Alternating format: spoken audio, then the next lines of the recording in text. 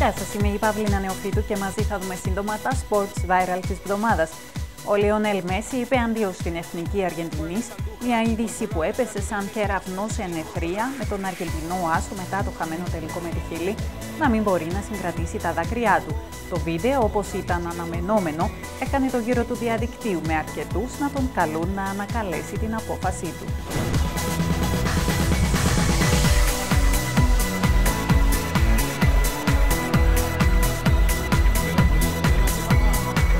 Ο Ροναλντίνιο συνεχίζει να μαγεύει ακόμη και στα 36 του χρόνια.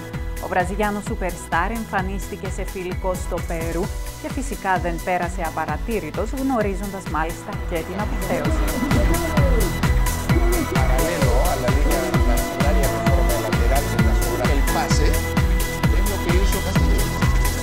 Η Ισλανδία είναι στα προημιτελικά του Euro 2016 και αυτό φυσικά χαροποίησε όχι μόνο τους Ισλανδούς αλλά και τους χρήστες των social media που έτρεξαν να δημιουργήσουν βίντεο από τους ψαράδες Ισλανδούς με πρωταγωνιστές όμως τους χαμένους Άγγλους. I'm Chris Smalling. Jamie Vardy's foul language and dramatic roles. Cheshire get banged. Joe Hart diving like a slab of meat. And a fantastic range of Spurs players who are far better in the Premier League.